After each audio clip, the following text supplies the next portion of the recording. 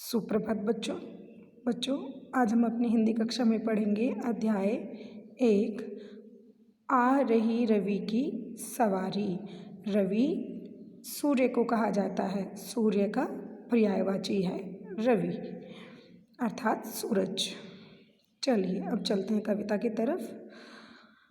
आ रही रवि की सवारी, नव किरण का रथ सजा है, कली कुसुम से पथ सजा है, बादलों से अनुचरों ने स्वर्ण की पोशाक धारी, आ रही रवि की सवारी।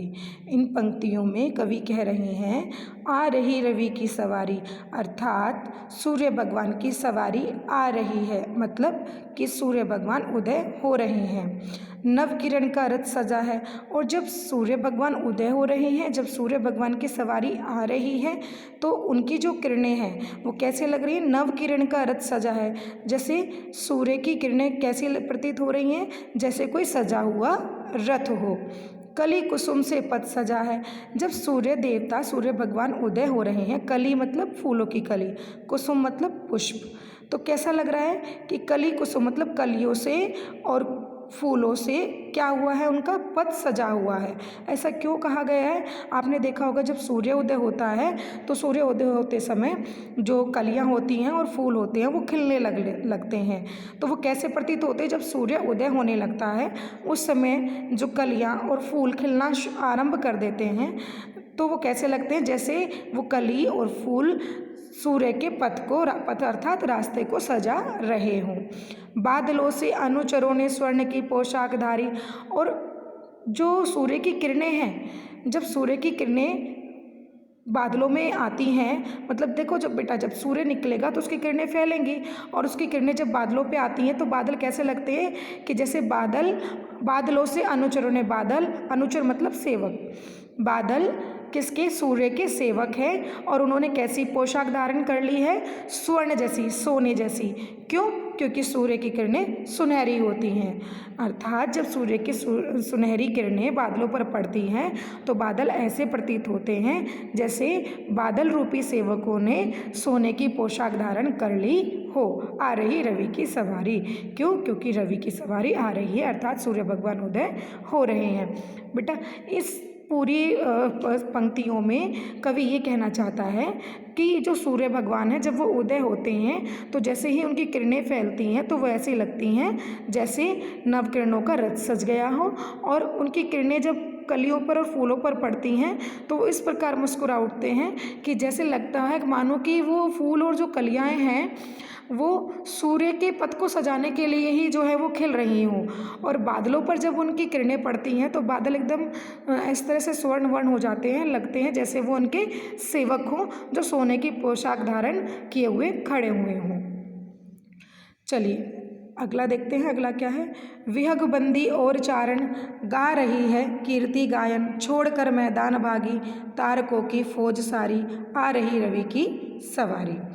इन पंक्तियों में विहग मतलब पक्षी, और बंदी मतलब जो बंधे हुए हैं, बंधन में हैं जो, ठीक है। और चारण मतलब चरण करने वाले, जो पक्षी हैं जो बंदी हैं और चारण है चरण करने वाले हैं। तो कहते हैं कि जो विहग जो पक्षी है, जो खग चारण हैं और बंदी चारण हैं, ठीक है, वो क्या कर रहे हैं? आपने देखा होगा ना सुबह सुबह चिड़िया चहचहाती हैं जब सूर्य उदय होता है तो कैसे लगते हैं वो।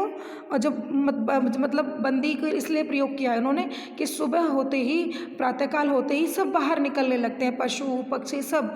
तो ऐसे लगते हैं जब वो सुबह सुबह बाहर निकलते हैं, पशु पक्षी भोजन की खोज में, मानव अपने कार्य पर जो भी कार्य करता है उस कार्य क्षेत्र में वो चलने लगता है, ठीक है। मतलब हर कोई अपने काम में कार्यरत हो जाता है सूर्य के निकलते ही। तो वो सब कैसे लग रहे हैं? पक्षी जो है घोंसले से निकलकर आकाश में उड़ते हैं, और ये सब कैसे लगते हैं जैसे कोई बंदी हो और वो बंदी कैद से आज़ाद होकर चरण कर रहे हों।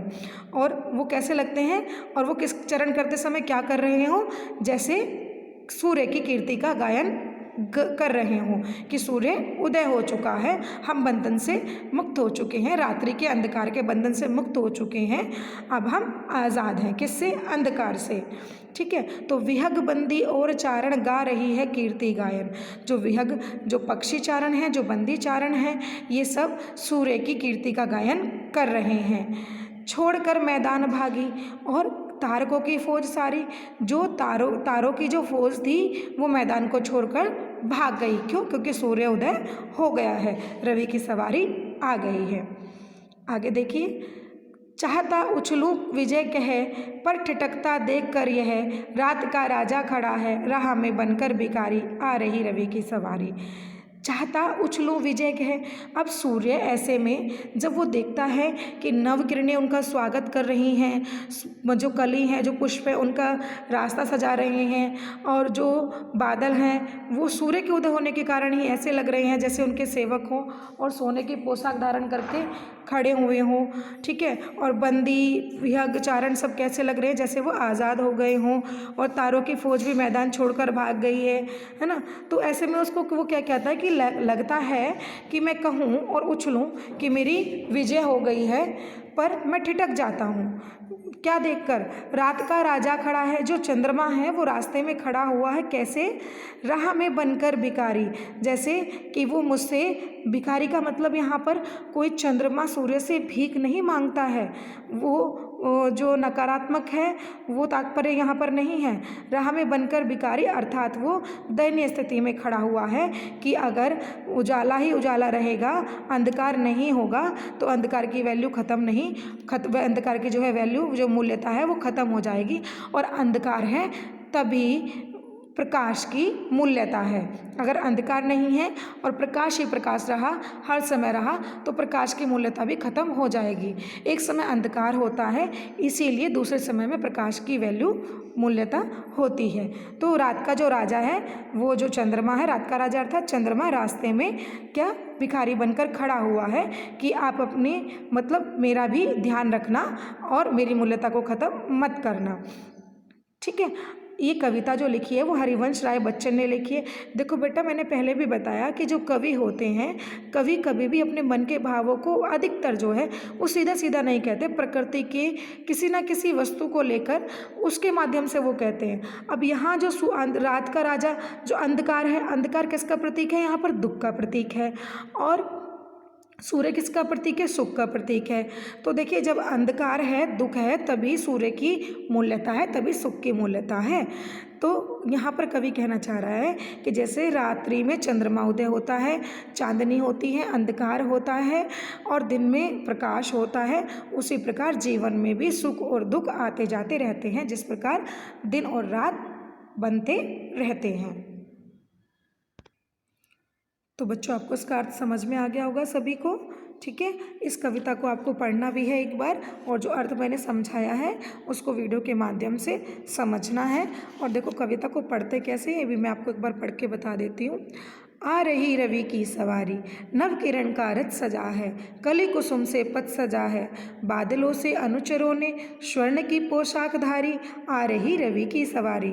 विहग बंदी और चारण, गा रही है कीर्ति गायन, छोड़कर मैदान भागी, तारकों की फौज सारी, आ रही रवि की सवारी। चाहता उछलूं कहो विजय कहे, पर ठिठकता देख कर यह, रात का राजा खड़ा है, राह में बनकर भिखारी, आ रही रवि की सवारी।